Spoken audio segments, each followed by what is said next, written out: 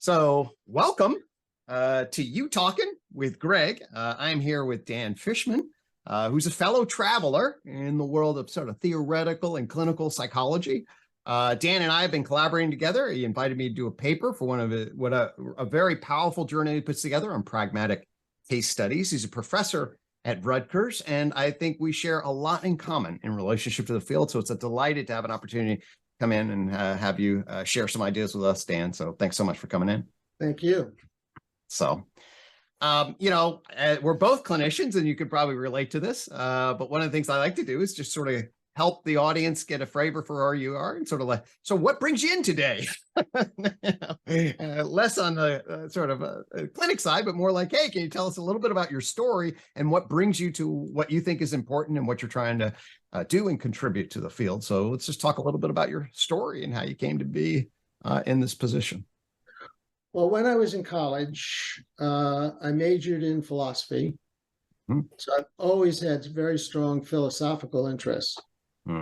And my father told me, well, you're not going to be able to open a philosophy store. You better be doing something more practical. Right. So I went over into psychology and then got a degree in clinical psychology. And where did you go? Where did you get your degree? Harvard Department of Social Relations. Oh, okay. Which aspired to be interdisciplinary across psychology, sociology, and anthropology. Fascinating. So a lot can be seen by the kind of dissertation I had. Okay. I had a dissertation in which I was testing the idea that individual women in small groups, their sociability would be correlated with their need for affiliation.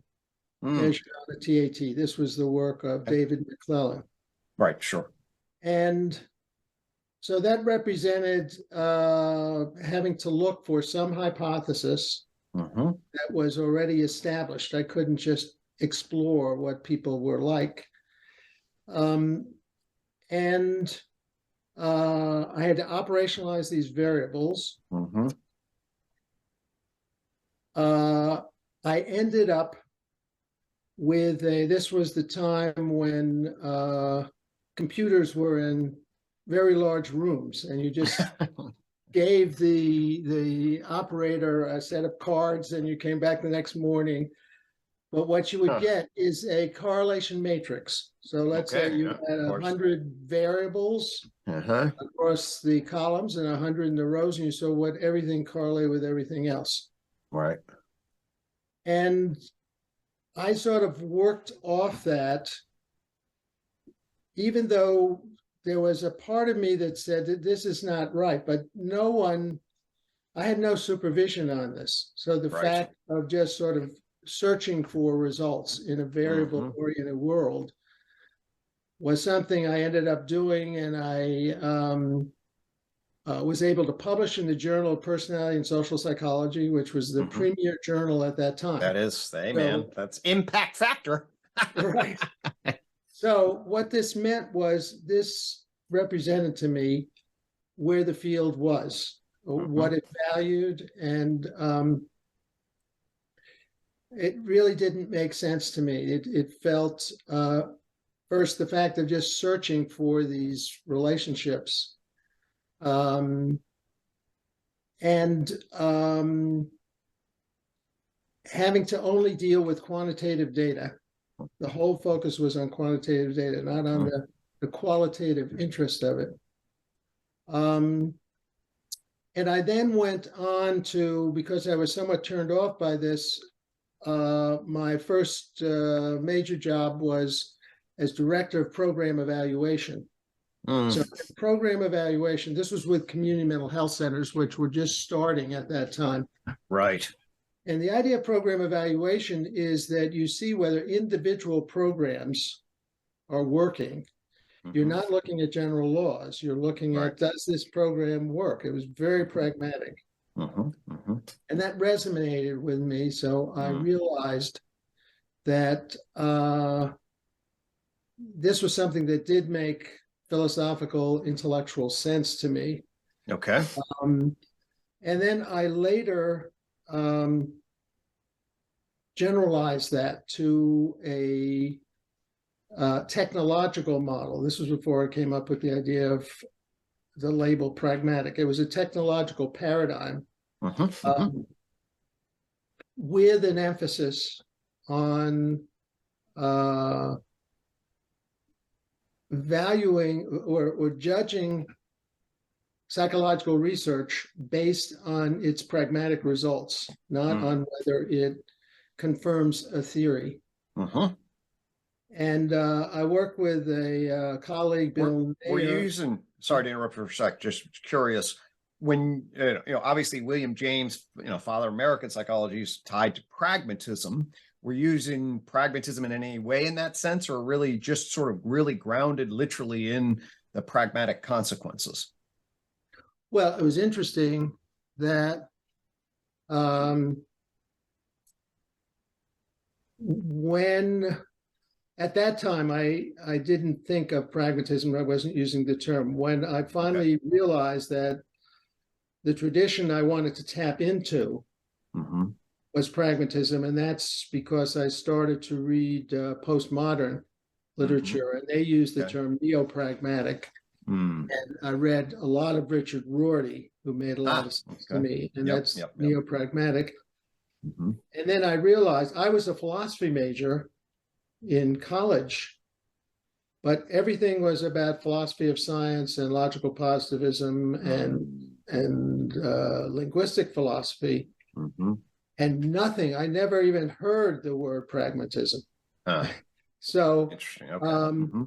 It's strange that not only to go back to pragmatism, but my program in clinical psychology was located in a building called William James Hall. And so, there was that whole tradition. But as Rorty and others have pointed out, the movement in philosophy to linguistics and the positivistic strains left William James and John Dewey in disfavor. And they were rediscovered, I don't know, maybe in the 70s or so. I read a couple books about them. There's a well-known biography of John Dewey that I read. So they have now come back, but they were out of disfavor, which shows the changes in the intellectual atmosphere at the time, just as until the late 50s, everything was behavioristic in psychology. And that really upset me, because you couldn't talk about anything unless it was observable. And I think it's hard for young people to understand today, since we live in a much more pluralistic discipline, how constrained it was at that time. And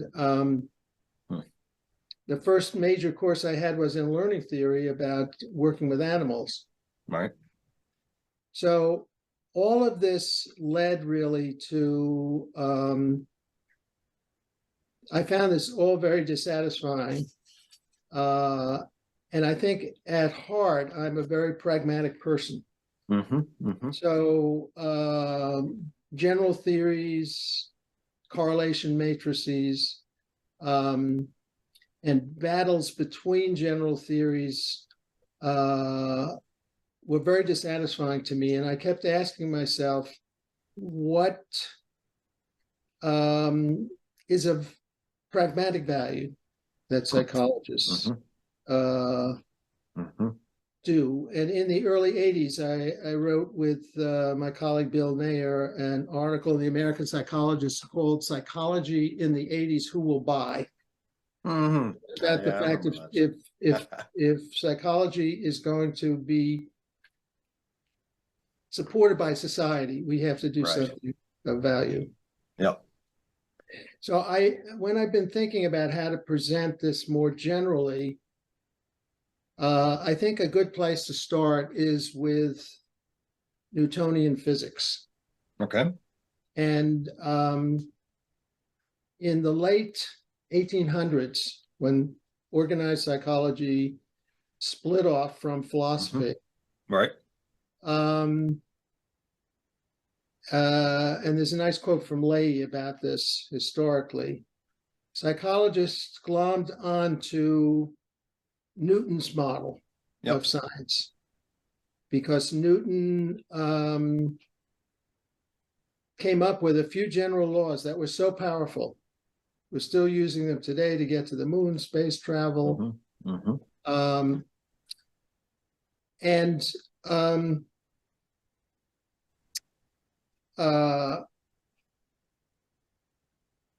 the core characteristics of the Newtonian model that the psychologists took away were, one, doing experiments, controlled experiments, where you control data. Second, where you had a few variables, like force equals mass times acceleration, a few variables, so you operationalize them. Yep. And then third, it was quantitative. Yep. And there was a belief that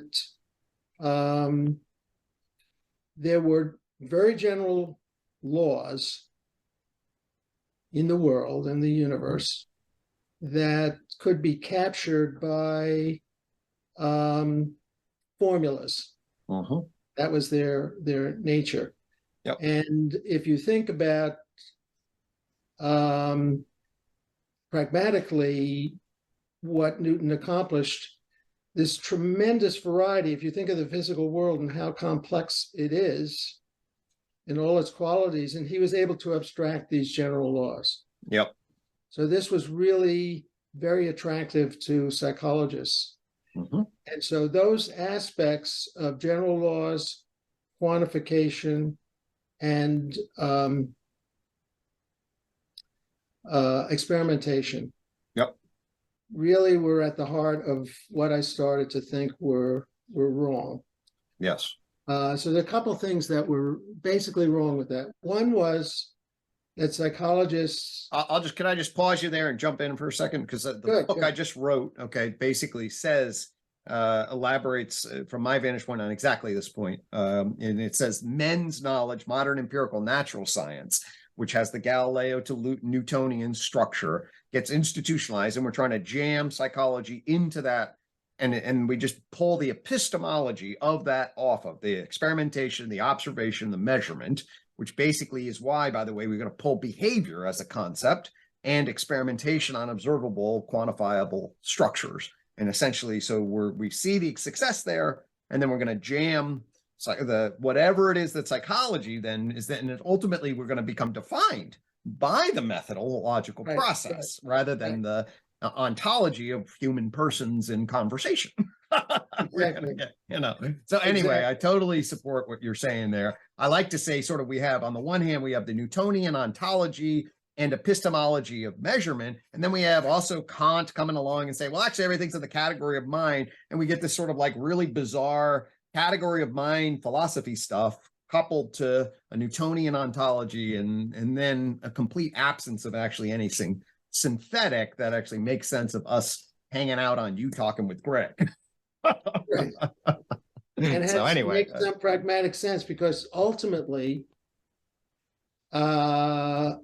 if we talk about clinical psychology and psychotherapy specifically, which is the journal I have, I'm actually, it's to me, it's a representative of applied psychology. Right. The question of what is the pragmatic payoff of all this stuff, rather than, yes, it's pragmatically helpful because it gives professors publications and promotions, but really impact factor. So one of the major things here is the fight over what is the basic subject matter and reality of what psychology is about. And I think in your UTOK little diagram, it's very clear, as I see it, that there are four qualitatively distinct realms of reality. One is matter, life, mind, and culture. So when I was being socialized into psychology, the independent nature and epistemological importance of conscious experience was not there. It was all operationalizing that to variables, and it was the variables. The American Psychological Association, which can be seen as the beginning of organized psychology in America, started in 1892. It wasn't until 2011, 119 years later. Is G. Stanley Hall, is he the first president, if I remember correctly? Maybe he not. might have been Anyway, the first president. He certainly was one of the early founders. He's certainly founders. Yep. Go ahead. So interestingly, John Dewey and William James were presidents of the American Psychological Association. But their impact faded during the era of behaviorism until later. So it wasn't until 2011 that the American Psychological Association recognized the legitimacy of qualitative data, qualitative research. I mean, think of that. It's rather mind-boggling that it took all that time for them to admit. It's like this big family secret that you don't want anyone to see, that we actually deal with messy stuff. We don't deal with the physical world. So, I guess, right, all right, yes, there it is. Come to Jesus. Right. So, as you know, there's now a Society of Qualitative Inquiry, SQUIP, and they have a wonderful journal. Though bizarrely, I don't know, you a member of Division 5, where it's located? I have a couple of friends over there, but no, I'm actually, I'm sort of pretty far out these days. I'm just sort of wandering in various orbits. So no, not really. Well, okay, so they're in Division 5. So what APA did, instead of saying, okay, we have 55 other divisions, let's just give qualitative psychology a division. That's not going to hurt us. We have all these other variations. No, we're going to put in Division 5, which started out as was quantitative methods. So now Division 5 is called quantitative and qualitative methods. And I get, as a member of the division, I get the quantitative journal beside the qualitative journal. And it is pure mathematics. It is bizarre that it's side by side with qualitative research. So psychology is still having to get used to the fact that we can deal with qualitative experience per se. Exactly, totally. So that's number one, sort of my discovery that you could talk about qualitative experience, really meaning consciousness, immediacy, lived experience. And then the next step for me was reading the postmodern philosophers like Rorty. And there are a number of articles in the 80s about social constructionism. Sure. In the American Psychologist, not only Ken Gergen, but Sandra Scar wrote one. Yep. And they present the idea that not only is conscious experience something that should be taken as real and important in itself, but in some ways, that's the only thing that's real in a sense. And I guess this goes back to the idealistic philosophers like Berkeley. We know we have conscious experience, and then our ways of interpreting it are social constructs. Yep. And I know this might be new to you, but I have a quote from Richard Rorty showing how Newton is really dealing with social constructs. So I'll read this to you and see what you think. Yeah, lovely. Well, I like Richard Rorty. I don't read a lot of his stuff, but I mean, Okay, fair amount. Go ahead. Let's see if this resonates. All right. Newton discovered, and subsequent centuries have amply confirmed, that you get much better predictions by thinking of things as masses of particles blindly bumping against each other than by thinking of them as Aristotle thought of them, animistically, teleologically, and anthropologically. They also discovered that you get a better handle on the universe by thinking of it as finite and cold and comfortless than by thinking of it as finite, homey, planned, and relevant to human concerns. These types of discoveries are the basis of these types of discoveries, meaning Newtonian physics, are the basis of modern technological civilization, but they do not tell us anything about the language which nature itself uses, about the book of nature. So Rorty is saying that even Newtonian physics, which we think of as sort of the foundation of science and reality, is itself a social construct. Are you okay with that? It's a particular kind of social construct. I mean, our scientific knowledge, I mean, UTOK is pretty clear on this. UTOK says, hey, we build propositional knowledge sets called justification systems. Yeah. Newtonian theory is a justification system for sure. Right. Okay. The question is so that's an onto-epistemological justification system. That's the theory, Newtonian theory. Right. There's questions about what does that mean in relationship to reality. Okay. Right. When you look at quantum theory and general relativity, you can see very clearly that a lot of what Newtonian reality was a set of assumptions that turned out to be wrong. So we thought we had a true version of reality, but actually the truth sits in our theories that is socially presumed that then there's a different reality. So that is totally true. It's also the case that science is a different kind of social construction than, say, politeness in company. Okay, so in other words, there's a different kind of, I think somebody in the whole science wars, and I can't remember whether it was Alan Sokal himself in the science wars, when he was critiquing postmodern and said, hey, the truth of an electron rotating around a proton is a different kind of truth than the polite company to put the fork on the left side. So social construction means a wide variety of different things. And we need to be clear about in what way is it a social construction completely, meaning it's basically whole cloth.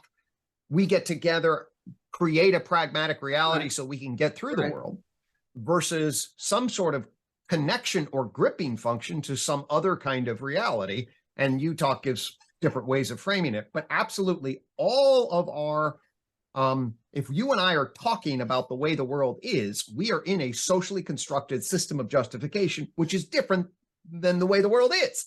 And so that's sorting that shit out is really, really key. And I think that we can do better than we've done in the past, for sure, in getting clear about that. So if you look at where physics, and especially astrophysics, has gone since Newton. If you think of Newton as the most down to earth, literally, hard, immutable science, if you look at the theories, not just particle physics, which are looking at of course, particle physics, where what we think of as solid, and substance is really air or space. But if you think of the nature of those theories of multiple universes and string theory, it's as if there's a book I sometimes quote about this, in which it's almost as if the physicists have become more literary than some of other scientists. So if you look at the say string theory, it is so fanciful in its own way and so detached from conscious experience because it's all high-level mathematics. So yes, so we're into social constructionism. So once we're into social constructionism, as you sort of implied, how do we value the social constructs? If we can't say, well, some of our propositions are just the truth about the world. It is the in Rorty's sense, the language of reality. Mm-hmm. That's not true. Mm-hmm. How do we decide which ones are of value? And we can use the term validity to say they are of value. Mm-hmm. And that's, to me, where pragmatism comes in. Right. Mm-hmm. So why is Newtonian physics, even if it is just a social construction, as Rorty says, we still greatly value it because of its pragmatic capacity. Mm-hmm. And if you see what has happened in electronics, in computers, and making devices smaller and smaller, that's all, to me, about pragmatics. It's not, the crucial question is not, are the concepts that computer designers are using really ontologically correct? Yep. No one asks that. They just say, right. The iPhone 16 is going to be much better than the 14. Maybe I should get that because it's going to do more, etc. So that's about pragmatism. So taking pragmatism, then, in a sense, I've touched on the two aspects of the term I've used, pragmatic case study. Right. Okay. One is the case study comes from the study of immediate lived experience. I'm saying that traditionally, psychology has looked for hypotheses for general laws. And in a book I wrote in 1999, I called for turning psychology upside down, starting not with the general laws, which are constructs, but what is the most real stuff that we have, which is experience. So it is the context-based actual cases of whatever we think we can accomplish as psychologists. Totally. Our ultimate value is what we can contribute to society as applied psychologists. And that then starts with the case study, because if someone is a great psychotherapist or just a competent psychotherapist, that's going to be reflected in their actual cases. So we then find that the actual cases of what psychologists do in particular situations are a very high value, and we should capture those. What we usually do is we give summaries of them so we can talk about our theories, and we use the cases to confirm the theories, rather than saying, here are the cases, this is what happened. And in fact, part of writing up a case as it's designed, I'll get to that a little later, is to describe what actually happened as descriptively as possible, not using technical jargon. So the case that you wrote, someone could come along and take the actual clinical interactions and say, well, here's an alternative explanation and why. So there's a separation of theory from description, even though one could argue technically those are, you can never have pure description. We always have language, etc. There's a very important relative difference between those two. Exactly, 100%. And so then we have those data, and we have that case. And then we can ask, and the question always asked about case studies, well, how can you generalize? Okay, you understand that case, that happened, but if that knowledge is unique to those individuals involved in it, then we haven't really contributed to helping anyone else. And there are two ways to develop generalized knowledge from case studies. One is through induction, of looking across case studies, and some people call that metasynthesis, and deriving themes. And you'll see that also in the qualitative research literature, where they'll give interviews to 30 people and derive themes. And the second way is case-based reasoning, which is using past cases to guide us in present actions. So, for example, if you think of what happens as a psychotherapist gains experience, the highly experienced psychotherapist is in a therapy situation and something occurs and they have a choice point. And therapy can, of course, be seen as a whole series of choice points. What do you do with these choice points? The difference between the experienced therapist and a novice therapist is that the experienced therapist has their own personal database of experiences, and they will flash through that database to select similar situations. They remember similar situations, and that's how they respond. So it's really a type of case-based reasoning. It's interesting that case-based reasoning is also used for computer problems. When people call into computer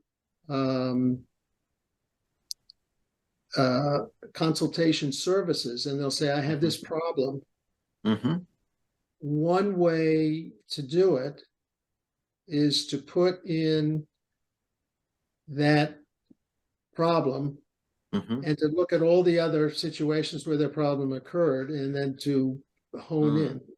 And actually, with today's artificial intelligence, that really seems to be the way it works. If you ask it to write an essay about X, it will look at millions of documents and just start matching to your topic. And so it is a kind of case-based reasoning that's going on.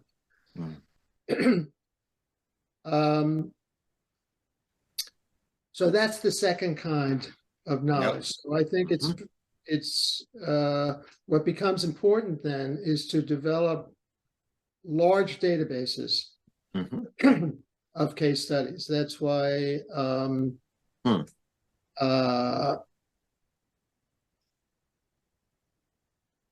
want to keep publishing case studies, and I want other people to publish case studies, because the more case studies we have, the more that we can do these two kinds of generalizations. We can do inductive reasoning, and we can help the clinician, because if you're a clinician and you have a particular problem or issue that you're dealing with your client, ideally you should be able to go to ChatGPT and say, to the expert psychotherapist database, what can I do in this situation with all these parameters? Because it's always in context, right? Of course. And by putting artificial intelligence can handle the parameters. So that I think that there's a lot of potential for the pragmatic case study. Now, there's another piece of it that I think is important, which is that, as you're familiar with, the case studies that we have in the journal all follow Donald Peterson's discipline inquiry model. And Don Peterson's discipline inquiry model is, in its most general sense, a way of showing the relationship between the theoretical constructs in the case and the rich, detailed clinical interactions that take place in the case. And if you remember, back in 1957, Cronbach and Meal wrote an article about the nomological net. I'm well aware of the nomenological net. The nomenological net. So our friend, the nomenological net, really fits into this whole conversation, because it shows what is the relationship between our constructs and our observations. And in this latest version I have, you see the constructs floating above the observations, and then there are arrows between the constructs and the observations, and among the observations and among the constructs. And then there are three. I'll just pause you right there just a little bit. So right behind me, a little tree of life. This is the meme flower. That's metaphysical, empirical. Metaphysical meaning the concepts and categories. Empirical meaning the bottom-up observations and the intersection between those relations. So that nomenological net is actually connected to the meme flower behind me. Mean stands for? Meme as in it stands for metaphysical, empirical. And actually, there's a big flower in the middle. That's the overarching sort of our collective understanding of what is an observation relative to the concept. And then there are little meme flowers around it. That's each one of us. So it's Dan and Greg as a little one. And then together we're doing pragmatic case studies as a collective. That's the big one. So it represents a dialectical relationship between our collective understanding of concepts, categories, and empirical data, and our individual experience of concepts and categories, empirical data in relation. That's what the meme flower represents. Okay, great. So I think what the common theme that we're seeing as so important is recognizing the difference between the level of immediate lived experience, of consciousness, of moment-to-moment things, and of the sort of bumpiness of physical reality. At the same time, all these ideas and theories and language that we have to make sense of it, to understand it.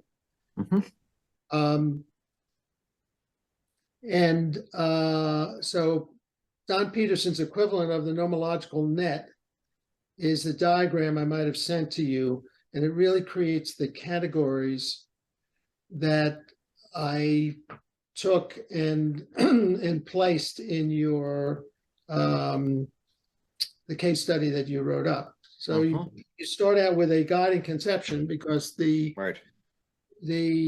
therapist has a guiding conception. So just for people to listen, just one of the things that connected Dan and I recently is I wrote up a case a while ago on Maggie Nelson on a case that I did. I put it in Psychology Today. We had been bantering back and forth about doing it, and Dan reached out to me maybe a year ago or something. I don't remember exactly. Yeah. And then he was like, "Hey, I really want bring this forward," and I definitely wanted to. I really appreciate the opportunity. So we're back and forth, and I've now submitted that, and this brought us back together, and is one of the reasons we're here today. People don't know that background, but so I have an in-press or under review paper on Maggie Nelson, the case I did a while ago. So that's the context of which our little journey is intersected. And so anyway, just for people listening, I want to give them background. One of the ways in which I frame this, I have a little, some introductory comments, is those who know your work know you start with the Big Bang. That's about as far back and as big and dramatic as you can begin with. So the question is, how do you get from the Big Bang to an individual client with a particular and really dramatically challenging problem and have an impact on that individual? And it's the what I thought was very special and challenging in your work was to how to go from the Big Bang to the individual client and fill in those spaces.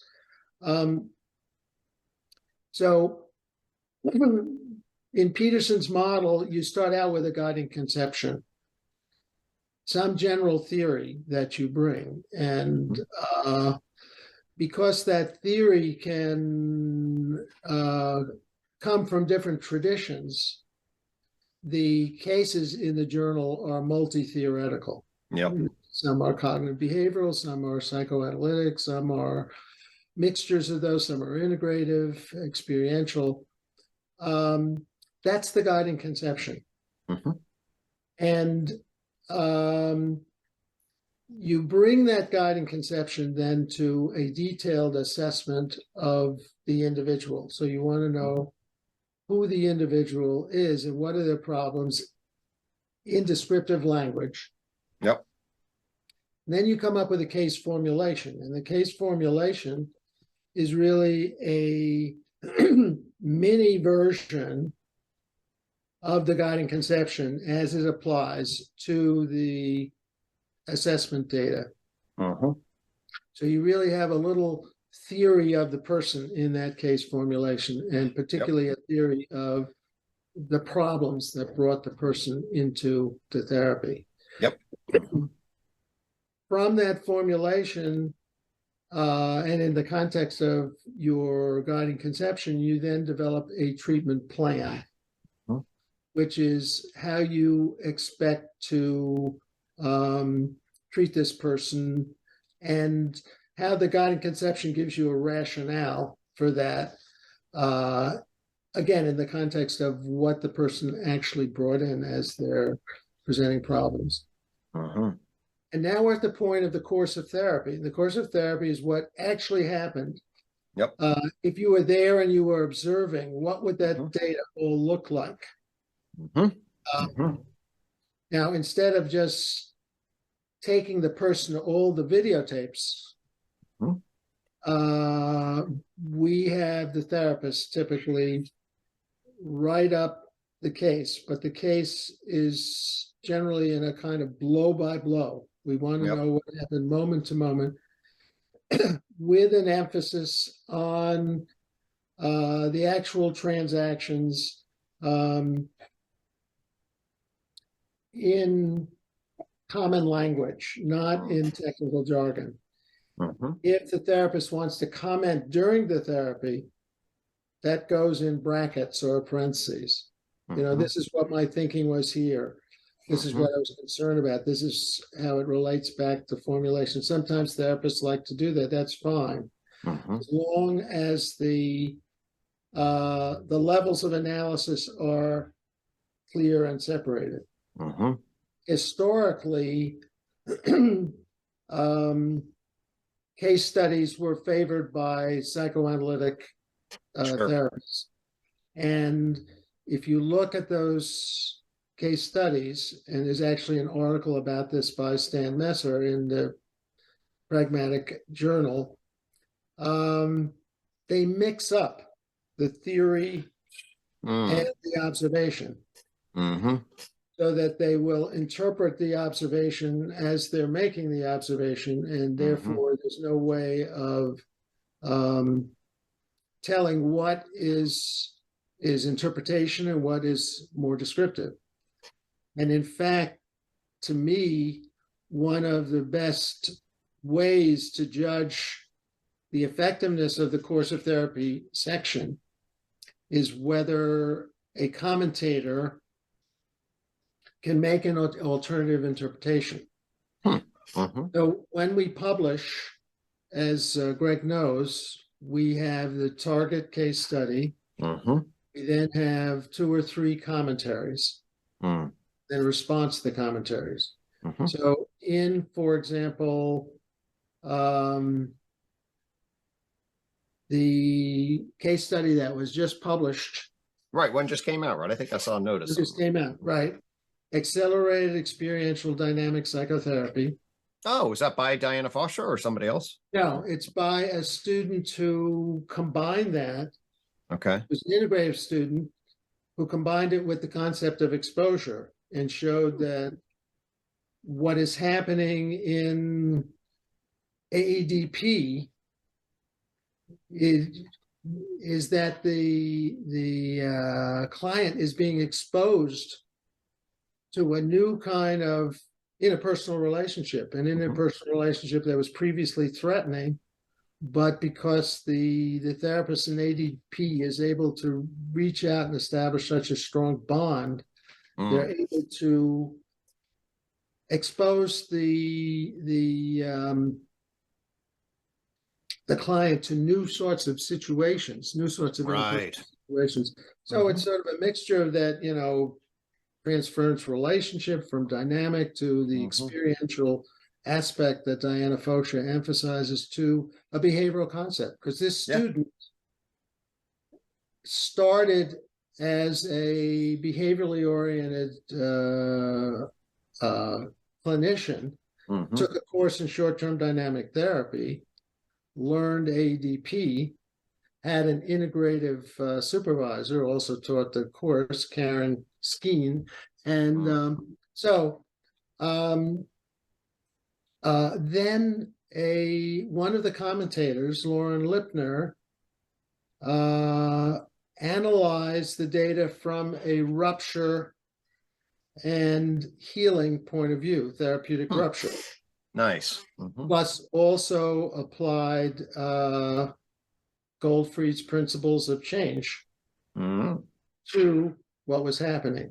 Okay. So here is the same therapy can be looked at from a variety of perspectives. And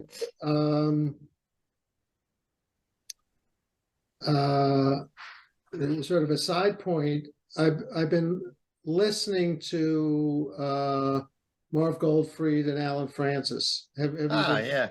I track a few of those things. I mean, I talked quite a bit to Marv during my presidency, and certainly know Marv, and I have some notions of Alan Francis, so I get a sense of what they say. But please proceed.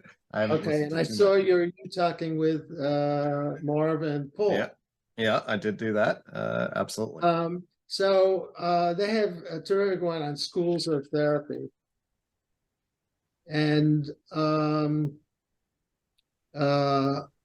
Marv, as you might know, is always very aware of how language seems to get in the way. Because different languages can in some way be saying similar things, but they seem different across the languages. He gave an example of a recent book he reviewed for APA, his book manuscript, looking at it. Part of it was looking at the same case. I think it was a borderline case from three different theoretical perspectives. Hmm. One was emotion focused therapy, one was DBT, more behavioral, and one was psychoanalytic. And he said the authors agreed at the end, once they looked at what they had written, that they pretty much agreed on their formulation. It was focusing on the formulation. They were just using different languages. So the languages, we sort of made that exact case in a dissertation I supervised. Paulina Sorbi, she's now a psychologist, a couple of years ago, did a dissertation on borderline, the concept of borderline, its history. We applied the UTOK lens and, did Jung schema therapy, did DBT, did a number of other, perspectives. And basically we're saying, hey, these different things are framing this in slightly different ways, but man, there's an enormous amount of overlap and there's a core coherence to the claims that are being made that we might be able to abstract and afford us, common language that is both generalizable, but also rich and specifiable and affords a lot more coherence between the schools of thought instead of seeing them as really fundamentally competing structures. Yeah. Well, you should, if you want to listen to one of these, I highly recommend that, because it's called Schools of Therapy, because Marv points out all the, as you know from his work, he's a big advocate for common principles. Yep. And what's common and coming to consensus. But he kind of outlines there all the reasons why this doesn't take place, all the economic reasons. And he says, for example, book publishers need to come out with new books because otherwise that's their business model. And the books keep the different theories keep bouncing off one another to produce new books. And of course, you can't really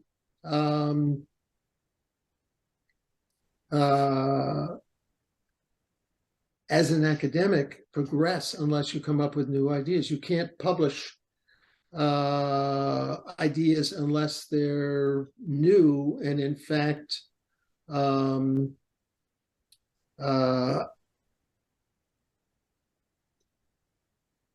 unless they create dynamic tension and conflict. I have a particular image of, I've gone to the ABCT conventions. Okay, sure. For a number of years. And that's the Association of Behavioral and Cognitive Therapies, right? Therapy, if yes. I'm getting that right. Let me do a little sidetrack on this. It started out in the 1960s as AABT, Association for the Advancement of Behavior Therapy. It's very much into behavior therapy based on behaviorism. Which, by the way, at its foundational assumption is anti-mentalistic, I like to point out. I mean, as you mentioned earlier, the entire structure is observation-based. You can't get black box. Don't put concepts inside. We have to stay with what's observable, which means essentially the fundamental structure is anti-mentalistic at the level of its basic language and conceptual structure. So that leads to the next point. There's a beautiful lead-in, because this thing came along developed by a psychoanalyst whose name was Aaron Beck, called cognitive therapy. Who? I've never, I don't know. Do I know that guy? I remember I met that guy once. Yeah, that's right. I now remember your connection. So Beck comes along, and as you know, he was a psychoanalyst. And there was this big battle in AABT, because as you said, traditionally, cognitive behavior therapy is a contradiction in terms, because the whole idea of behaviorism is to be anti-mentalistic. You can't use those terms, even though, of course, when behaviorists wrote articles, they used language that had all sorts of made sense. They hope you understood what they were saying as you read it. Right. Right? Right.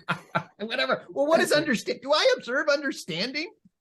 Yes. Exactly. And actually, I'll give you another little, I mean, you may know this also, but I'll throw this in for the audience. So in terms of different languages, I also like to make sure people know, you mentioned Beck's a psychoanalyst. He actually brings cognitive therapy to the psychoanalysts first. And it certainly could have emerged as an egoic form of psychoanalysis, just to focus on ego-based psychotherapy. And that's actually how he sort of initially placed it. So there could have been the cognitive dynamic or cognitive analytic fusion, but they kicked him out and they didn't, and he got frustrated. And then he realized he had to develop a method, an empirical method. So he ran back, did his little lab thing, and started building randomized controlled trials in the 1970s. And it is the methods-based thing that ultimately is going to create enough momentum to fuse the behaviors and the cognitives together. But they could have been fused. We could have had a cognitive dynamic fusion in the initial. In fact, that's where Beck initially saw it as being placed. But he got kicked out of there. Yeah, no, so it's ego-based, just rational, justifying stuff, as opposed to focus on the deep, dark conscious. That's essentially what he framed it as first. So all of this stuff is hysterical at one level. The accidents of history and these schools and everything else. So anyway, go ahead. I didn't mean to cut you off. So again, the cognitive behavior therapy is an oxymoron based on the history of behaviorism. It's a mentalistic, anti-mentalistic behavior therapy. Right. We're really organized. Yes. So I was involved in AABT when there was a big battle politically. Should we merge with cognitive therapy? And of course, it wasn't just that it was cognitive, it was also Beck's credentials were still questionable because he came as an analyst, not as an academic experimentalist. Right, he's a medical doctor too, psychiatrist, medical doctor too. At that level. So today we just take that for granted. Oh, CBT, but it really, as you said, is a a marriage of convenience in a sense. And so Marv, pragmatics, right? He was pointing out how there are all these other, he called them systems factors in terms of the you develop a school of therapy, and you have an association, and you have conventions, and it's hard to think of dismantling those. But he's saying that the actual phenomenon and transactions in therapy have a lot of commonality around these principles. And what I found, I was looking back over those principles as you had framed them or listed them, and I thought it was really interesting that they are associated with these different traditions or different theories, the experiential, the behavioral, the cognitive, psychoanalytic, and that Marv certainly didn't have that in mind when he came up with them. He sort of came up with them with his own framework of thinking more descriptively. And yet they make the same point that you do, which is, well, what Francis and Goldfried keep talking about is the idea of that Marv is a cognitive behaviorist and Alan Francis was trained psychodynamically, but they both practice in an integrated way. And that you need all the different traditions to practice most effectively. You need to draw on those different traditions. So they're saying that in this, dialogue, Marb is reflecting that in the principles of change. And in your formal theory, I like to put it, you get from the Big Bang to these theories of psychotherapy, and you show that there's a role and a meaning for each of them. It's not like someone just plucked this out of the blue. Sure. Really, they're facets. They're facets of the reality. And by bringing in those facets in a systematic way, you enhance your capacity to really have a pragmatic impact. Amen. And so just so some people will be familiar, but in case you're not, so what evolved out of UTOK, I mean, before it was even UTOK, was my unified theory of lensing, Big Bang all the way back, and then honing in and putting the pieces together. And then what pops is the fifth branch on the tree here, which becomes character, adaptation, systems theory. And essentially it says that there's your nervous system is regulating the agent arena relationship. You're basically expending energy, work energy to make difference. And it gets a layered system to it. So the basic initial system is essentially a procedural system. We'll just do it simply through association and consequence to build in procedural action that's in a particular context, get primed and released, and association and consequence are really shaping this. It's not super conscious in what will become, it's a base.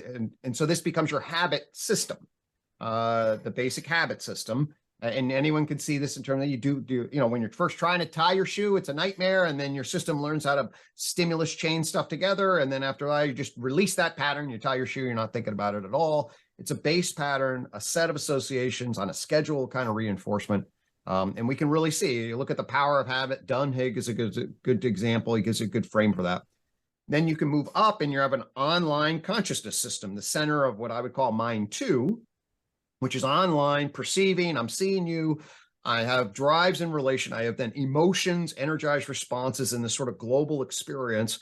And for the therapy aspect of it, how we relate to our feelings as we see the world and feel the world is absolutely central. And the history of our learning and whether or not our experiential emotions are connected or disconnected to our being is for the EFT, neo-humanistic. Are you connected to your organismic valuing process or based on judging and secondary reaction, or you split that off?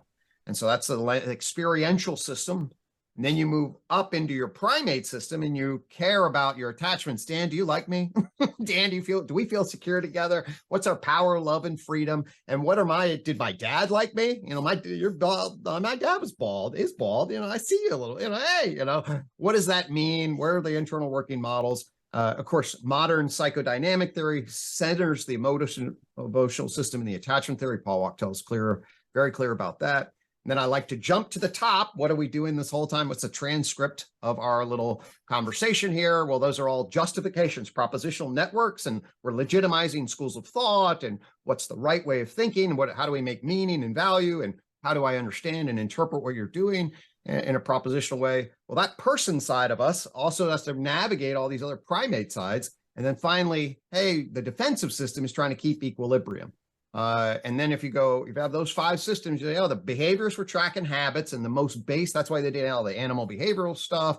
And if we control that, we can get a similar ground of laws. The humanists are tracking your emotional expression and the core of organismic valuing, like the experiential system. Psychodynamic people are tracking both the attachment relationship system and the defense system. The cognitive and narrative existentialist people are tracking the justificatory structures. Those aren't schools of thought. Now they're systems of adaptation.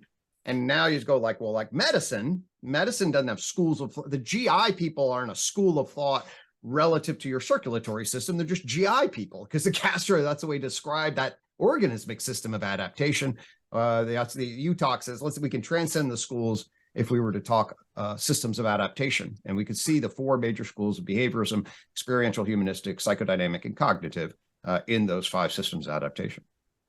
Well, I mean, that's a good summary of those. And on one hand, I think you can argue that there's a reason why those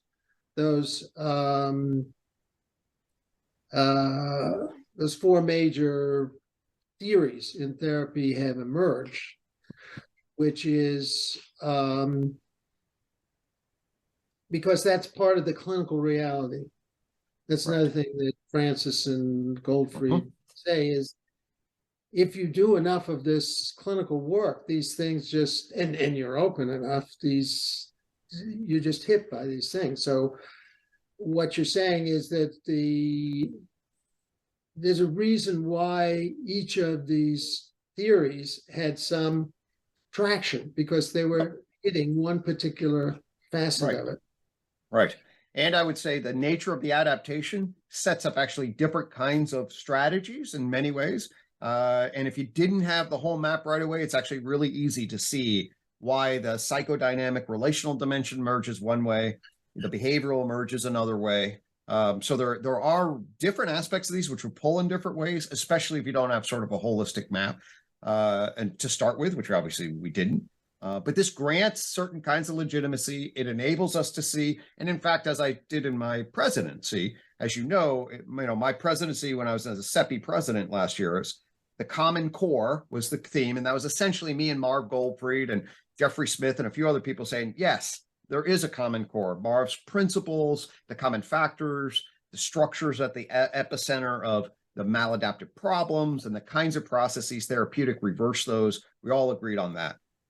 And we could then see that there were all these rich traditions. And Paul Wachtel was very concerned that if you're like, you reduce it down to the simple, then, okay, I'll come into, all right, I'll learn the first day. Well, okay, try to get hope and, make expectations and turn your problems around. All right, am I done? I mean, I learned therapy, right? That was Paul. I'm being a little facetious, but this is his critique. There's no richness and nuance with the simple common core. And then I argue, because there's these rich traditions. And so if I want to learn the defensive system, I need to go in intensive short-term psychodynamic Davinlu, and he'll teach me an enormous amount of stuff that gives me a different lens than a behavioral tradition. And we don't want to lose that. And so I have sort of the mountain ranges talking to each other to honor Paul. And then my vision is actually, well, there is the zoomed out Big Bang vision that actually you can box in and allow us to be framed, allow the different schools of thought their richness and specificity, allow us to be anchored to a common core. I call that a coherent integrated pluralism. And that to me is the kind of, psychotherapy integration collective milieu that I think affords both the generalization, the coherence, and the unique specialization that keeps the conversation going, as Paul was trying to, emphasize it needed to be. We do not just want to reduce us to, oh yeah, and still hope, and you're in good shape or whatever. So that's the way I made sense out of it. It's really interesting that Paul and Marv are two of the founders of CEPI, and they have such different mindsets. I've seen that in a number of instances where Marv, and in some ways I resonate with Marv on this. He's straightforward and he sees these commonalities and gets concerned about people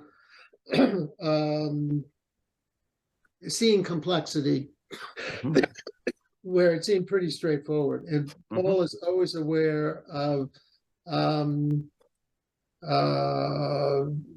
different temperament and of different levels of consciousness. And so that's typical of the two of them. And I think it's a great, it's wonderful that the two of them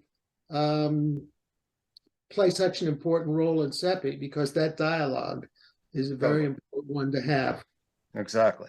In fact, a little while ago, I did this conference, Consilience Conference. And John Vervaeke was my keynote speaker, and he was given a very I think, a pretty sophisticated talk on philosophy and knowledge and reality. And one of his fundamental principles was that both at the level of reality and our knowledge about it is this fundamental dialectic. There's a generalizing reductive tendency, which we need, which is go to the bottom and see how everything is alike, okay? Like everything is quarks, okay? Or everything is quantum fields. And that's a beautiful thing that then says, well, the reality is quantum fields. And at one level, it's a super powerful thing to say, but it also means that you and I and Marv, and we're all quantum fields. And so now what? Right? So there's no difference between us. And so he was saying there's a dialectical tension between generalizability that groups together and difference that enables us to know about reality through difference. So we need both similarity and difference in a constructive opponent process dialectic. And that's how I see Paul and Marv holding this issue, where Marv is pulling us to the general, why do we get to the most conclusive, most simple way to say the most things? And Paul's like, well, wait a minute, you lose a truckload of nuance if all you do is that. And if we can do what's the general and what's the nuance, and hang with both Paul and Marv on this issue, I think we do all right. Well, that's sort of like the dialectic between the case study, the individual case, and generalizations about psychotherapy, because as you get drawn into the case, there's so much specificity and contextuality.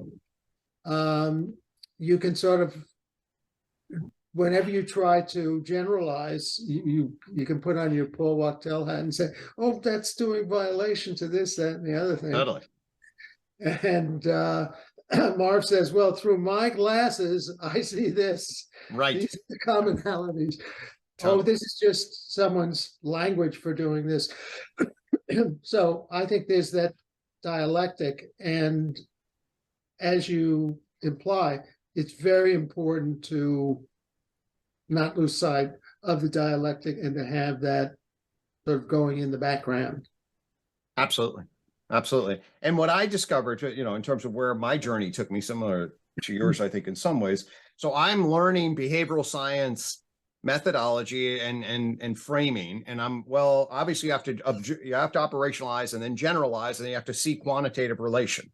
Okay. That, as opposed to just my impression as a folk person making sense out of the world. Yeah. So I'm taught, I go through an undergrad program and they first teach me method, and you have to learn method first, and then you can start learning the subject matter, because, if you're just a folk person, you come up with stuff, but you don't really have data. And then you abstract across the data, you see the correlation matrix patterns. Okay.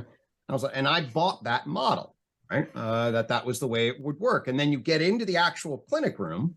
Okay. And I'm not dealing with clouds of variables. Okay. Good. Now, if I do want to make an actuarial prediction, like Neil put in, said, I want to see where are you going to be in 25 days. Actually, I do want to use actuarial clinic, and then I'll do that. But if I want to relate to you, I can't relate to, I don't know how to relate to you I don't relate to you. I don't relate. There's a bunch of cloud variables that are in here, and you're different parts. There's the depressive, neurotic part of you, and there's the hopeful part of you, and you're over there, and it's not you at all, obviously. Right. So this is in retrospect, but what's actually needed is when we have the aggregate cloud variable stuff, and then you have the actual qualitative experience, you need a generalizable framer, right? You need a generalizable frame of, well, human nature in general as persons with problems.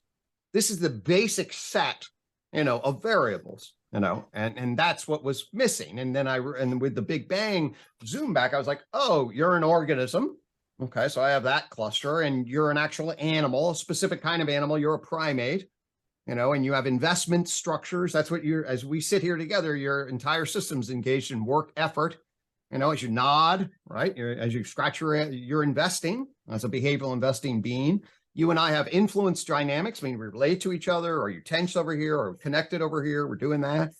And the whole basic way we interact, which is so different. If my dog were around here, would not be following this conversation, the justification dimension. And I then found that, and I was like, well, okay, yeah, I can actually place these extreme, almost lawful like variables, not in a quantitative lawful, but in a conceptual lawful frame, And that's what was missing. And I needed then the structure of investment, influence, and justification, what I call JI dynamic structure. And through there, I could see, okay, this is why we're likely to get patterns, and we definitely need patterns for actuarial prediction. But we need to bounce those patterns through a model so that I can actually place myself in the case of Maggie and be like, why is Maggie having the problems that she's having as a unique individual? And how's my unique individuality in this unique particular context going to actually come together? And how do I bounce off of both the general model and a variable aggregate in the unique here and now? And that's what I argue is basically missing. We don't have that. And that's, we're sort of lost without it, because if you don't have this generalizable frame, it's just chaos between the individual particular. You can't pull what is the specificity relative to the generality in a way that makes coherent sense. So UTOK is trying to say, hey, actually, we can do a lot better than sort of method-based chaos in the field of scientific psychology, and say, actually, here's one model of what we are as persons and primates. It's interesting. When I taught in a PsyD program. Rutgers PsyD, great PsyD program, folks. One of the leading with Donna Peterson, a leading PsyD model in the country. I've always looked to that in a beautiful thing. So, go ahead. So, since it was a PsyD program, we had permission, justification to immerse students in clinical work. So they were grounded in the clinical work, and then they would learn about research and theories, etc. We had a parallel, not in the school, the Graduate School of Applied and Professional Psychology, but in a separate Arts and Sciences Department of Psychology. We had a PhD program. Clinical PhD, also highly respected. But you enter that PhD program. First, in the PsyD program, we had like about 20 students a year. So probably similar to yours. And they had community and such. In the PhD program, there may be 3 or 4 students a year. And they apprentice themselves to a faculty member. Yep.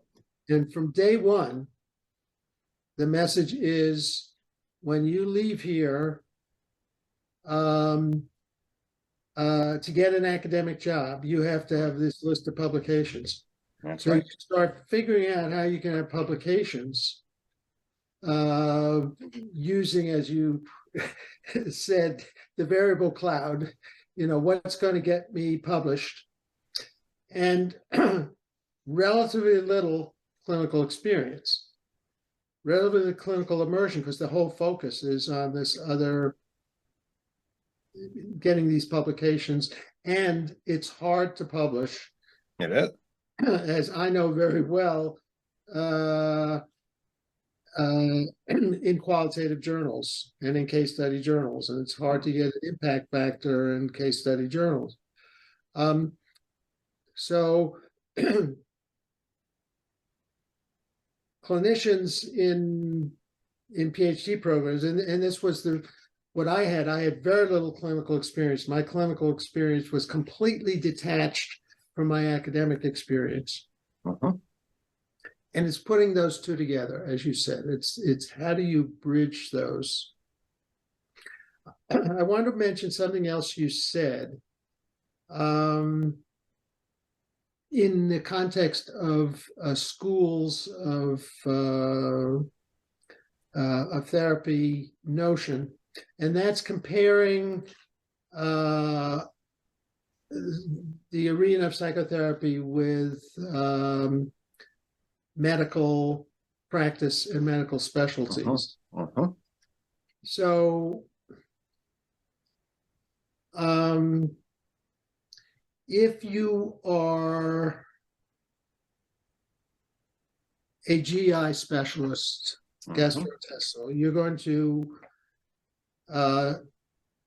deal with people who present with gastrointestinal problems. And there are tests to see if there's structural problems. Let's say you can do an X-ray and see that there's a blockage here in the small intestine.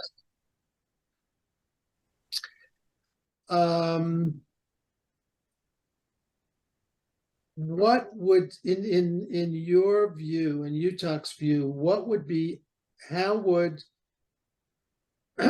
psychotherapy, the psychotherapy field be organized that would be parallel to medical specialties? That's a great question. You know, it's a little complicated in the sense that the nature of psychotherapy, as you know, to me, the common core of psychotherapy is the relational process unfolding. So at the nature of that as being healing is such that the common core of psychotherapy is far more overlapping than the common core of medical interventions. Okay. So in the sense that, you know, common core of medical interventions, like, well, sometimes I take a pill for my migraine and sometimes I get my appendix out and sometimes, and that is because the nature of the biophysical relative to the psychosocial animal-human world has its particular sets of dynamic interrelations and the nature of intervention and therapy, except for the world and all this other stuff. So there will be a lot more commonality of health service psychologists in the core of what psychological therapy is, in my estimation.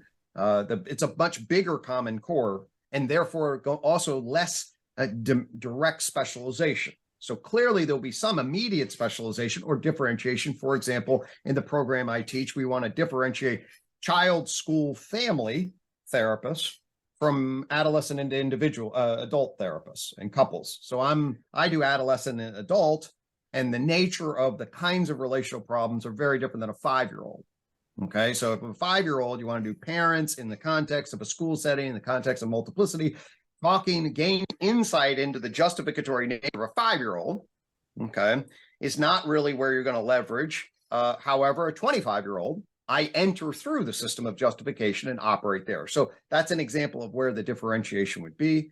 And then there are a lot of other particular kinds of problems that are obviously more oriented towards one or the other systems. So for example, if you come to me and you want to help stop drinking, and we do an assessment, and actually your relationship with the wife's pretty good, you're about ready to change into a new house, you're just retired, you're drinking a little too much, and we can say, hey, well, what are the triggers and you know, what's the stage of change that we might want to use? What are the habits that we might want to use? This is how you might feel. But since you don't have a trauma history, we're pretty much going to be able to try to focus on the engineering structures of stimulus response chaining. Okay. And you know, if you come to me and you were abused as a kid, you know, and you and your wife are having problems, you had problems with your first wife and your second wife, now your third wife. Okay. And there are all these different therapies you've had for a little while. And I do an assessment and it's like, okay, that attachment system is shattered, you know, with an enormous amount of defense, enormous amount of polarization. In fact, that's what we argued, a borderline organized structure is an attachment system with extreme polarization and a destructive opponent process. Okay, meaning like, you know, I want to be near you and I don't want to be near you. I want to control you, I want you to control me. I need love, I don't care about love. These kinds of issues. That's where the thing goes with intense affect, with an identity, with all different parts that can justify in context, but then it's a polar opposite a little bit later, or polarizing in a way that's ultimately maladaptive. So now what do I need I'm much more of the kind of guy, based on my training and history, is I like and would much more like to work with the second case. Okay. And then my knowledge of your relationship system, my knowledge of justification and defense, my knowledge of development, my knowledge, all of those systems of adaptation, relational, emotional, experiential, justificatory, and the nature then of my skill set to enter that, to have you project all over me, love me at first, and then hate me, and then have rupture and repair, and then understand that process. Well, it's a very different than a stage of change to help you, you know, in the first case where things are going pretty well and you got a habit you want to break. So that would be an example where they're the basic traditions and what they orient to and the realities that they're plugging give rise to a lot of different kinds of specializations. So there certainly is some overlap and parallel. the difference is the nature of psychotherapy as a kind of intervention versus the way medicine works is also makes it, there's definitely, it's a unique, different class. So the overlap at the core, I think, is much, much greater. But of course, then, so I'll pause there and see. Well, I'd like to argue, as I think about it, and as you've just been describing it, that the parallels are pretty striking. So if I go to a dermatologist once a year. Okay. That dermatologist looks at my scalp, your father's scalp. Yeah, I said, hey, I'm having all sorts of transference here. That's exactly what he does. So she looks at my scalp, which is my most vulnerable part, where I've accumulated sun over the years. And she looks at whether there are abnormalities. And then if there is an abnormality, they can take it off in different ways. One is this Mohs technique. So it's all very specific. That is a discrete specialty. And I would say that's parallel to someone who has a public speaking phobia without other major difficulties in their life. 100%. Described. Yep. Okay, then we have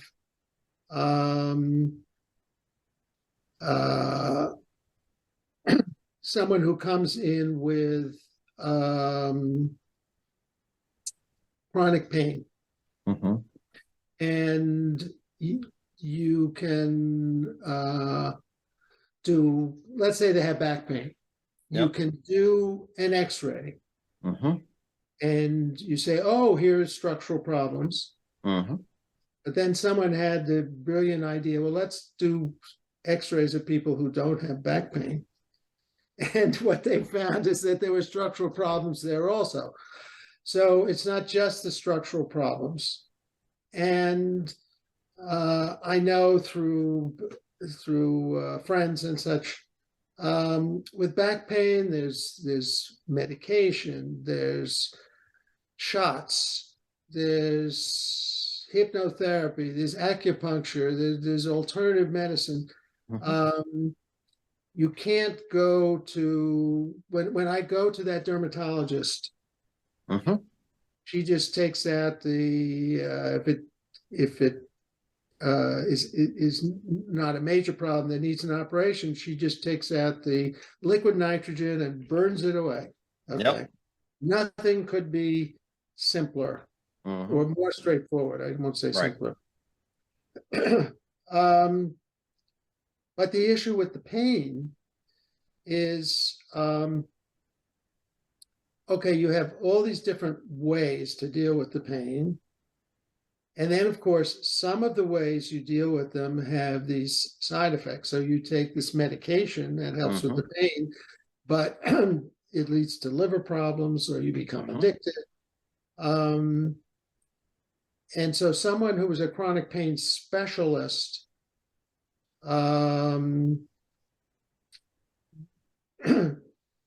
has to bring a more holistic approach to it. 100%.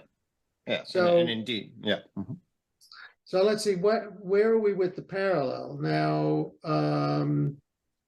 There are those. Another thing at my age, a lot of people have operations for cataracts. That's very straightforward. You look, you do an operation, you see that the lens is clouded, and you go through a specific surgical procedure. Tell them to take all these drops afterwards. It's all very discreet. So I could see people specializing in the parallel to therapy in particular problems, which you've laid out.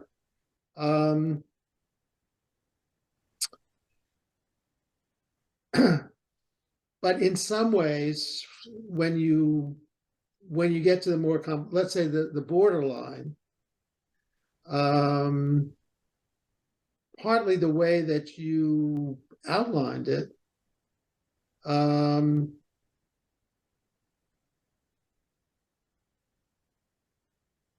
You have to approach it from this integrative, multidimensional way.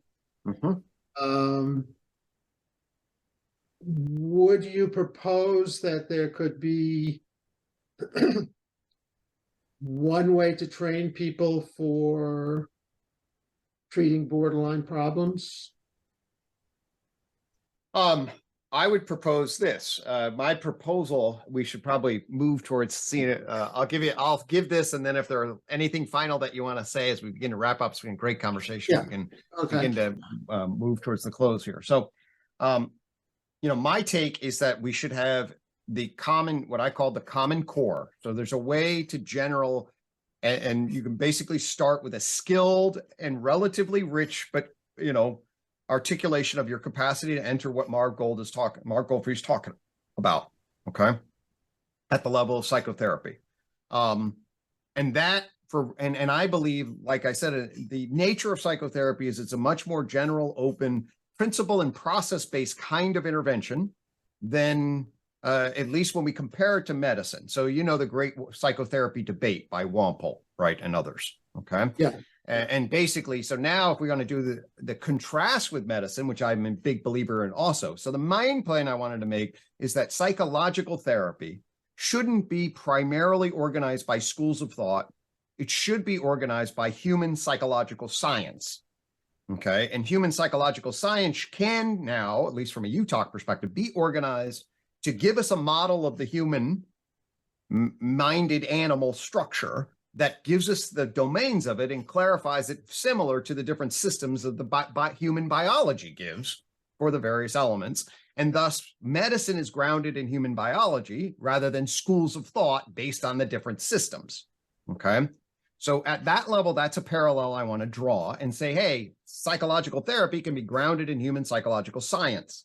Okay. The 5 systems of adaptation show why that's at least conceptually reasonable. Okay.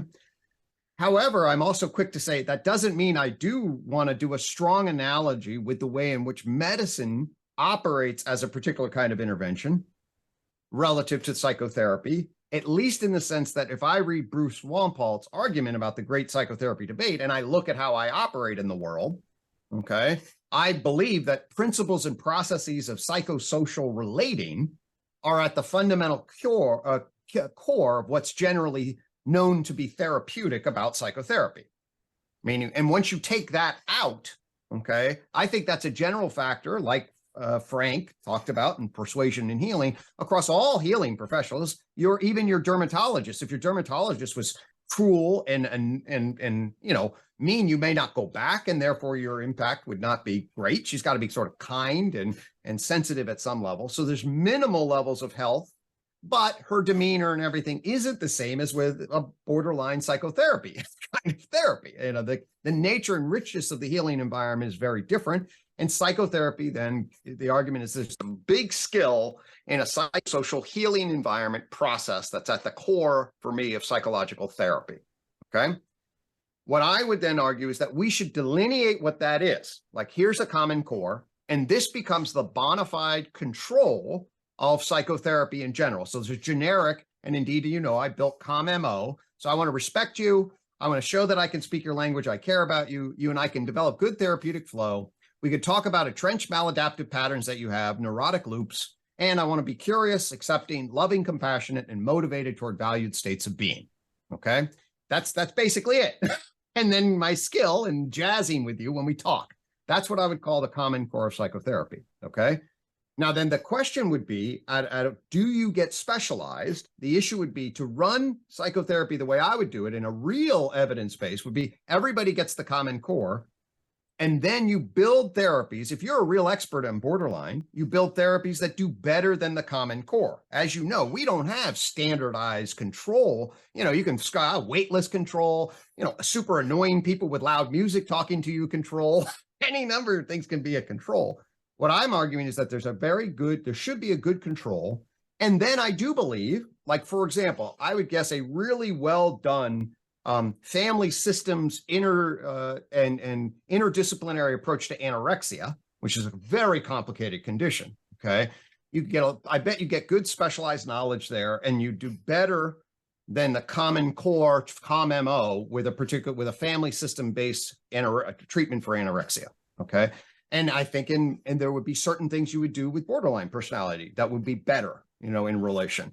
And so then people could develop, and they would say, hey, this is then a specialized variant for this particular kind of pattern problem that you really should know. OCD has got probably certain kinds of things that really would, and then public speaking in a more simplistic way.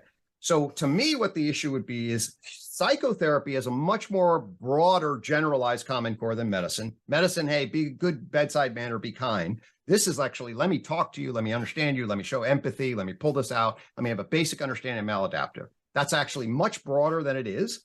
Okay, that's why you train at a master's level, and that's why everyone sort of does therapy in a very similar way. I do CBT for everything. Medicine doesn't work like that. Nobody come and say, I prescribe this pill for everybody that comes in. This is the pill I give them. It doesn't work that way.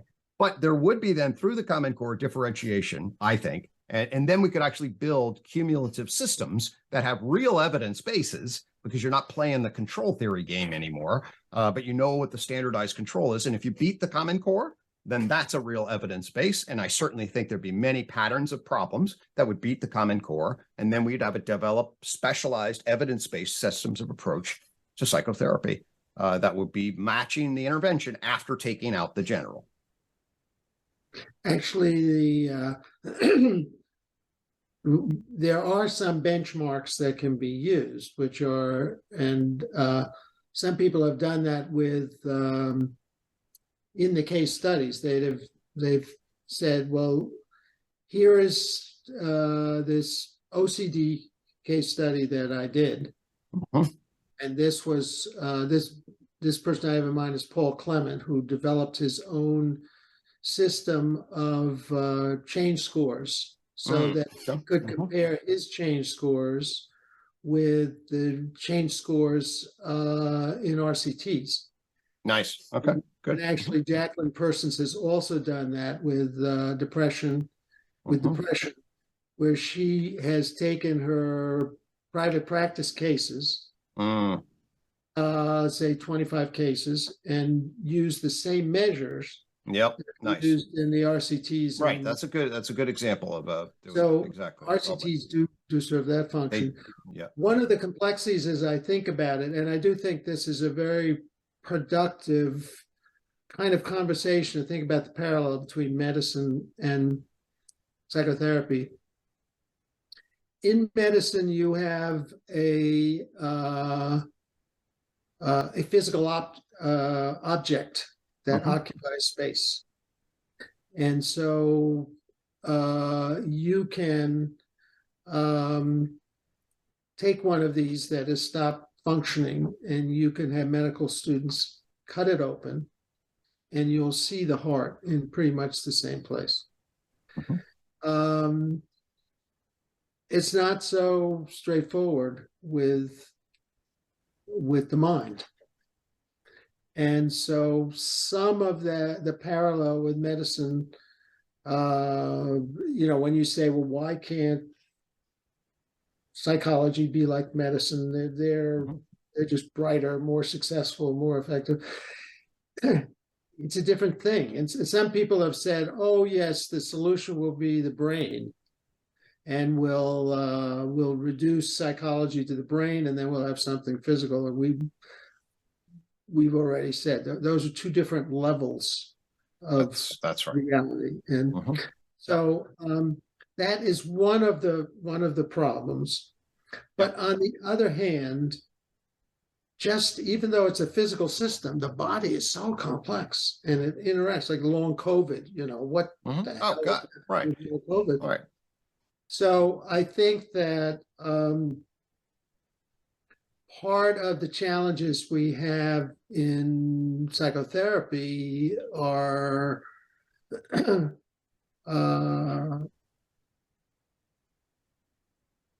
should be put in the context of a lot of things in medicine are very daunting also. There are those, just liquid nitrogen on my scalp, but there's chronic pain, there's long COVID, there's why do people with the same back structural problems have such different pain? And then there are these intermediate interventions like hypnosis, where you've got the body and the mind somehow coming together. Yep. So I just think, I know we've got to come to closure, that I find looking at the parallels between the two in an open way, as we've been doing, it's a very productive way of thinking about this really systems problem that Marv has talked about, of how to best organize the different approaches in psychotherapy in a way that it's intellectually honest and scientifically grounded, and takes account of the social political nature of the participants. And you've been working in CEPI on all of that, so it's kind of fascinating. It is, and I mean, the basic, what I would say, I totally agree, and I'm loving the conversation. So you got biology and medicine, and we're then, and this is really human biology and medicine and human psychology. And then I'd also encourage us to bookend that even further. You mentioned, these different realms: matter, life, mind, culture, right? And then you go down even beneath and see, well, okay, my daughter is a biomedical engineer studying to become one, so she had to learn engineering, which is then the jump from matter and physics into engineering, then up into so she's sort of like an engineer and a medicine bridge. So you can think about, well, engineering, how do they apply physics to get pragmatic change? And then what's the relationship between engineering and medicine, which is trying to apply biology to get pragmatic change?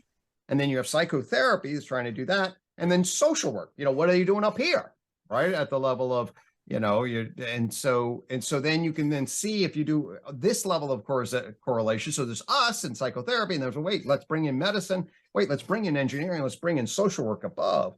And then when you put it out that way, it's what is concrete? What's the level of analysis that we be tend to? What kind of interventions work? And you see, there are a lot of parallels in some ways. And then, of course, those realms behave in so different ways. There's a lot of massive differences, too. And so if we can see across the realms and say, well, a social worker is trying to create a context where disadvantaged individuals socially have access to policies and resources. So she's trying to pull access to policies and resources in the socio-ecological system to channel individuals there. You and I are looking at human-mindedness and justification. At the level of how you agent arena relation and justifying at the human individual level. The biologist is coming in, well, what are your cells, genes, and organ systems? The engineer is like, well, how do you sit in that chair? And so you roll back, and how is it comfortable versus not? At the level of the basic physics of all of that. So to me, these kinds of, as long as we zoom back and then do that, we can see both, again, with the theme, there's a generalizing theme and a differentiation theme, and holding those in nice dialectical tension. I think getting back to the pragmatic aspect, I view theories as conceptual tools. And so throughout what you just described at different levels and different situations, I think what's at the heart of it is the pragmatism.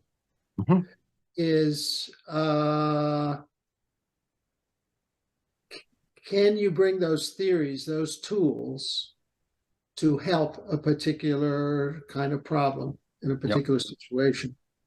And I think different tools for different kinds of problems, and tools can be perfected. And we shouldn't fall in love with our tools. We should fall in love with what our tools can do. All right.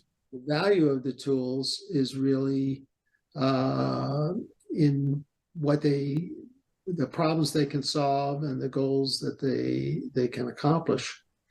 So there is a, when you step way back, to me, it's kind of the nomological net. Where is where are the constructs and how do they relate to the observations? I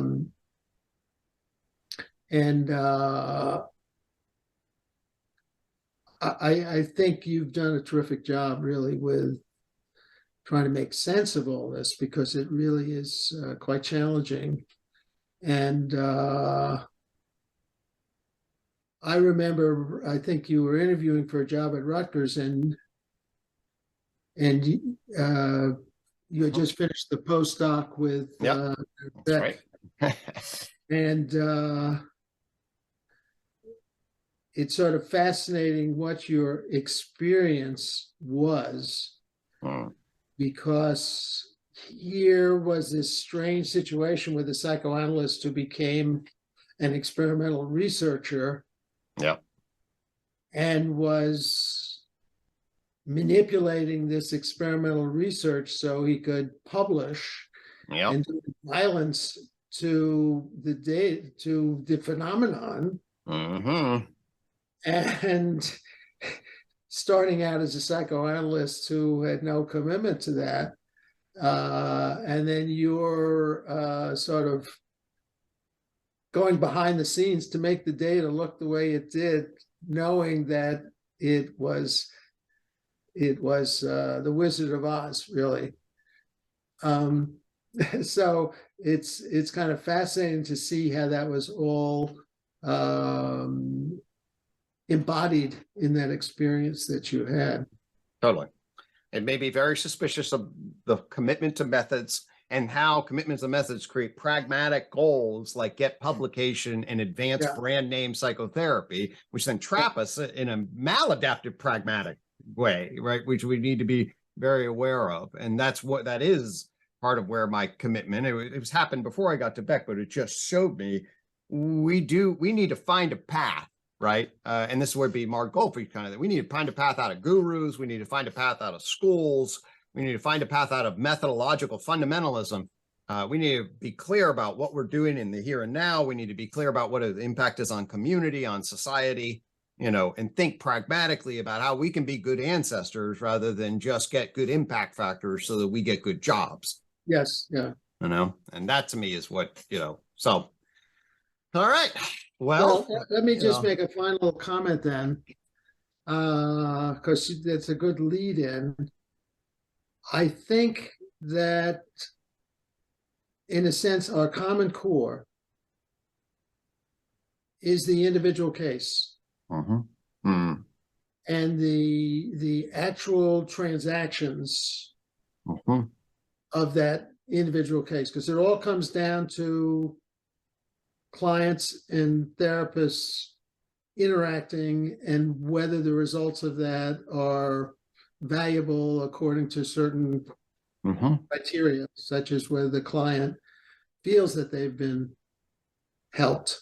And in some ways, one of the nice aspects of this whole field of psychotherapy is there's all this tremendous diversity of thought and such theoretically. In the end, it's you and the client, back and forth.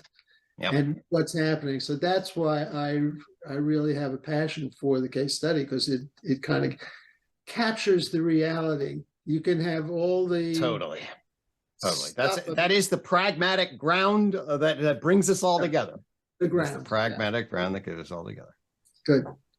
So let me just end by thanking you again for this opportunity. This was great fun for me. I'm glad.